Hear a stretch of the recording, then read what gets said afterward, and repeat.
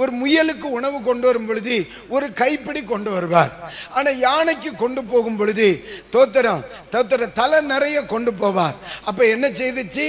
தோத்திரம் முயல் சொல்லிச்சான், என்ன இருந்தாலும் இந்த மனுஷன் நாம நல்ல பாஸ்டரே கிடையாது, உடனே இவரை டிரான்ஸ்ஃபர் பண்ணணும். நானும் என்னைக்கு யானை ஏறிச்சோ அன்னைக்கு தான் நானும் ஏறினேன்.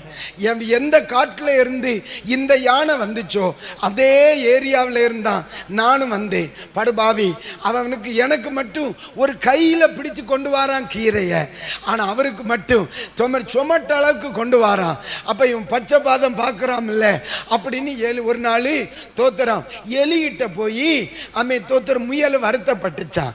அப்ப உடனே தோத்திரம் இந்த முயல எலி கூட்டிட்டு டூருக்கு போய் ஒரு நாள் தோத்திரம் மேல காட்டுச்சான். ஒரு ஏரியால கொண்டு போய் மேல காட்டினோடனே மேல தெரியாது என்னன்னு கேட்டுச்சான். உடனே அது சொல்லி ஒரு பெரும் கரும் பாறைன்னு சொல்லிச்சான். அப்பந்தான் எலி சொல்லி கொடுத்ததான் அது கரும் பாறை கிடையாது, அதுதான் யானைக்கு வயிறுடா. அதனால அவனுக்கு வயிறு பெருசு, அவனுக்கு நிறைய கொடுத்தாத்தே ஆகும். உனக்கு இப்படி போல இருக்கு, உனக்கு இவ்வளவு போதும். அதனால சிலருக்கு அதிகமாக கொடுப்பாங்க, சிலருக்கு கொஞ்சமா கொடுப்பாங்க. சிலர்கிட்ட அதிக நேரம் பேசுவாங்க, சிலர்கிட்ட 2 வார்த்தை பேசுவாங்க, சிலர்கிட்ட திட்டு கொடுப்பாங்க, சிலரை திட்ட மாட்டாங்க. அதுக்கு பல காரணங்கள் இருக்கு. யானை துள்ளிச்சு யானைகிட்ட சந்தோஷமாவும் பேசப்படாது, கோபமாயும் பேசப்படாது. ஒரு அல்லேலூயா சொல்லுங்க.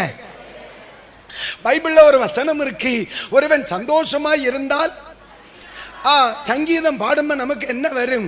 டான்ஸ் ஆடணும் போல ஒரு ஃபீலிங் வருமா வரலையா? இந்த யானைகிட்ட போய் ஒரு ஜோக் அடிச்சா அது பயங்கரமா சிரிக்கும், அதுக்கு சாடணும் போல தோணும். அது சாடுனா எல்லாருக்கும் நிலைமை என்ன? அப்ப சில யானைகிட்ட போய் ரொம்ப காமெடி பண்ணப்படாது, பேழைக்கு சேதம் வரும். அதே நேரத்தில் இந்த யானை கோபப்படுகிற மாதிரியும் பேசப்படாது. அது கோபத்தில் இப்படி திரும்பிச்சின்னு வை, தோத்திரம் பேழைக்க செவிர காணாது. அதனால யானைகிட்ட ஞானமாதான் ஹேண்டில் பண்ணணும். நீங்க உங்க இடத்துல இருந்து பார்க்கும்போ சிலர்கிட்ட பேசுறது, சிலர்கிட்ட சிந்திக்கிறது, சிலையாட்ட தமாசா பேசுறது, சிலர்கிட்ட ஸ்ட்ரிக்டா இருக்கிறது, சிலரை திட்டுகிறது உங்களுக்கு தப்பா தெரியும். ஆனா நோவாட்ட கேளு, அவர் சொல்லுவார் இது யானை, இது குதிரை, இது ஒட்டகம், இது எலி, இதுதான் நண்டு அப்படி சொல்லுவார். அல்லேலூயா சொல்லுங்க. தோத்திரம் யானைக்கு பயங்கர பெருந்தன்மை. என்ன மக்கா? யானைக்கு பெருந்தன்மை. ஒரு நாள் நோவாவை கூட்டு சொல்லிச்சான், நீர் ஒரே சபையில் இருந்துட்டு அவன்கிட்ட தசம பாகம் வாங்குதீர் இல்லையா, அவனும் கொண்டு சங்க காணிக்க தாரா இல்லையா, அவனும் கொண்டு உமக்கு தாரானே, கட்டட நிதி எல்லாம் தாரானே, தோத்தர் எனக்கு கொஞ்சம் நிறையவும் அவனுக்கு கொஞ்சமும் கொடுக்கிறது எப்படி?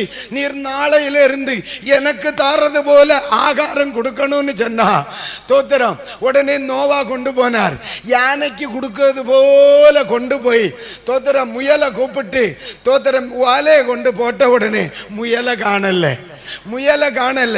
இவர் தேடுகார், இந்த பையன் இதுல இருந்தானேன்னு.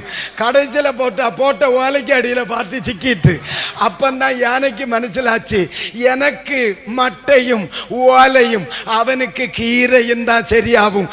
இல்லைன்னு சொன்னா அவன் கீரை இருக்கும், தின்னதுக்கு அவன் இருக்க மாட்டான். தோத்திரம் யானை எங்க போகுது? எந்த மலைக்கு போகுது? அரராத்து மலைக்கு போகுது. குரங்கோ அரராத்து மலைக்கு போகுது, எலியோ அரராத்து மலைக்கு போகுது. எல்லாம் சொர்க்கத்துக்கு போறதுதான், ஆனா சுபாவம் வேறையாக்கும். தோத்திரம் போறது ஒரே இடம் இருந்தாலும் வந்தது பல இடத்திலே இருந்தாக்கும். சரி, இப்படி ஒரு பேழை எதுக்கு பாஸ்டர் அப்படின்னு கேட்கலாம். அதுதான் இன்னைக்கு கன்க்ளூஷனுக்கு வரேன். இந்த பேழை எதுக்கு? இப்படி ஒரு பேழை எதற்காக அல்லது யாருக்காக? அதான் செய்தி. நீ கொப்பேர் மரத்தால் உனக்கு ஒரு பேழையை சொல்லுங்க, உனக்கு ஒரு பேழையை. அப்போ பேழை என்றால் என்ன? சபை. மக்களை, பேழை என்று சொன்னால் என்ன? சபை. சரியா? இந்த பேழை யாருக்காக உருவாக்கப்படுகிறது? யாருக்காக உருவாக்கப்படுகிறது அப்படின்னு சொன்னா உனக்காக. நீங்க என்ன சொல்லணும்?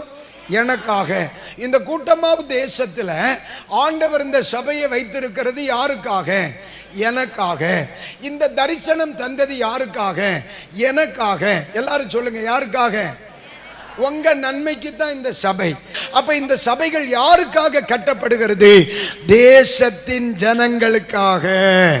ஒரு அல்லேலூயா சொல்லுங்க, சத்தமா சொல்லுங்க, அல்லேலூயா. அப்ப நீங்க அடுத்த கேள்வி கேட்கலாம், தோத்திரம் அப்படியா, என்ன காரணத்திற்காக? அதுல நேர கீழே வரும் பொழுது பைபிள் சொல்லுகிறது, பேழைக்குள் வருகிறவர்கள் என்ன செய்வார்களாம்? காக்கப்படுவார்கள் என்று